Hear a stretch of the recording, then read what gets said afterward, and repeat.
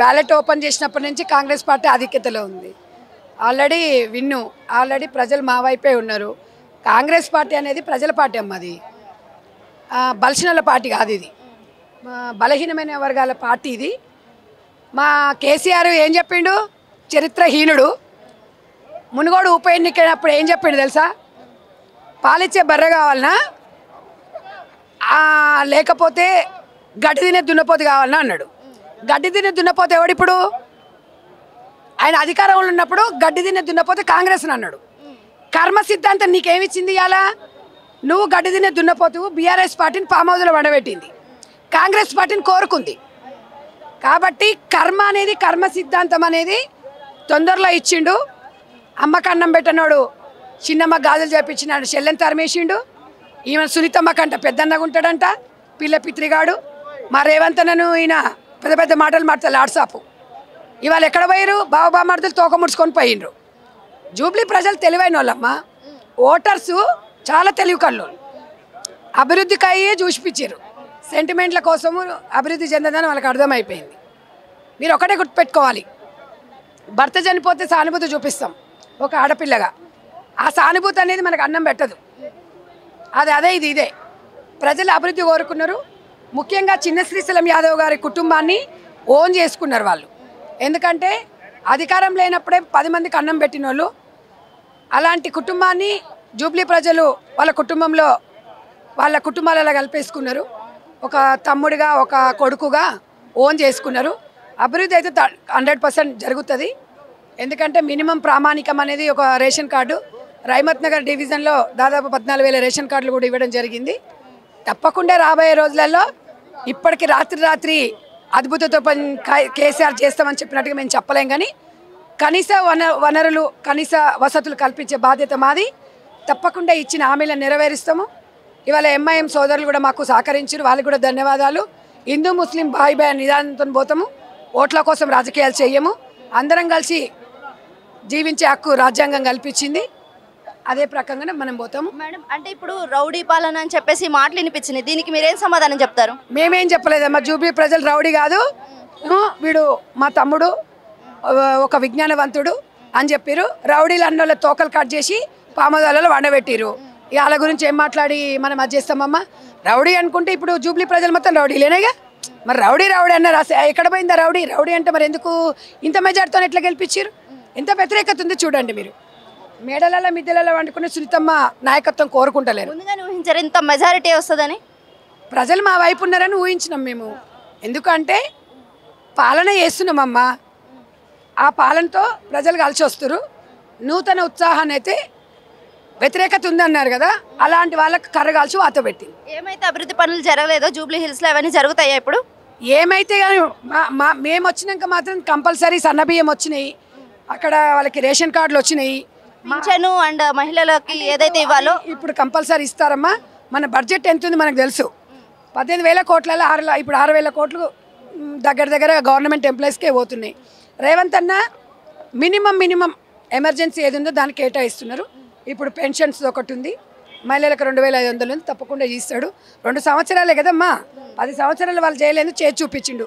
ధనిక రాష్ట్రం ఉన్నదాన్ని బికార్ రాష్ట్రంగా చేసిండు. ప్రజలు మమ్మల్ని అర్థం చేసుకున్నారు, బీఆర్ఎస్ పార్టీ వాళ్ళే అర్థం చేసుకోలేదు, కాలగర్భంలో కలిసిపోయింది. ఇప్పుడు గట్టి పోటీ అని చెప్పేసి అని అన్నారు, కానీ అత్యధిక మెజార్టీ ఇప్పటికే మనకు తెలిసిపోయింది. దీన్ని బట్టి ఏం చెప్తారు? అత్యధిక మెజార్టీ గట్టి పోటీ ఉంది బీఆర్ఎస్ అని చెప్పేసి అని ఉంది. అంటే ఆడ పీకే గాడ కేకే గాడ చేసిండు కదా సర్వే, వాడిని చిల్క జోసి అని చెప్పుకోమంటున్నా. ఏడా ట్యాంక్ బండి మీద కూర్చోబెట్టి కేటీ రామారావు గాంధీ ఆ పిల్ల పిత్రి గాంధీ వాని జీవితం ఎట్లుంటుంది, రాబోయే రోజుల్లో వాని బతుకు ఎట్లుంటుందో అని చెప్పమని చెప్తున్నా. ఈ పీకేలు కేకేలు పీకేది ఏముండదు. సర్వేలంతా రేవంత్ రెడ్డి గారి నాయకత్వాన్ని కోరుకున్నారు. కాంగ్రెస్ పార్టీ అయితేనే బలహీన వర్గాల వరకు న్యాయం చేస్తుందని నమ్ముకున్నారు. ఇంకా ఏముండవు. బుల్డోజర్ పిల్లపిత్రి కేటీ రామారావు ఇక్కడ రోడ్లు పెట్టి భూస్థాపితం చేసిర్రు. కథం కేల్ కథం దుకాన్ బంద్.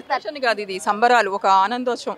ఇవాళ మన నెహ్రూ గారి పుట్టినరోజు కూడా 14వ తారీఖు రిజల్ట్ అంటే కూడా చాలా వరకు ఎంత ఆనంద ఉత్సాహాలు ఉన్నాయంటే ప్రతి ఒక్కళ్ళు కూడా ఇవాళ రాష్ట్రం మొత్తం చూస్తుందో దేశం మొత్తం చూస్తుందో ఒకే ఒక బై ఎలక్షన్లో ఇవాళ నవీన్ యాదవ్ గెలుపు అంటే ఇక్కడ సంబరాలే కాదు, అసలు ఆ అబ్బాయి అన్ని పనులు చేస్తాడు అనే నమ్మకంతో కాన్ఫిడెంట్గా ఎప్పుడు చూడని జూబ్లీ హిల్స్ ఇవాళ కొత్తగా చూపించింది. ఇవాళ ప్రతి ఒక్క యూత్ కూడా బయటకు వచ్చి ఆ అబ్బాయి ఒక యువకుడు నవీన్ యాదవ్ ఇవాళ కాంగ్రెస్ పార్టీ అని కదా, వాళ్ళ కుటుంబాలు కూడా మొత్తం కూడా మొదటి నుంచి పనిచేసినాయి. ఇటు కాంగ్రెస్ టికెట్ ఇవ్వడం కూడా ఒక నమ్మకంతో ఇచ్చింది. ఆ నమ్మకాన్ని ఒమ్ము చేయకుండా ఇవాళ అత్యధిక మెజార్టీతో గెలుస్తున్నాడు.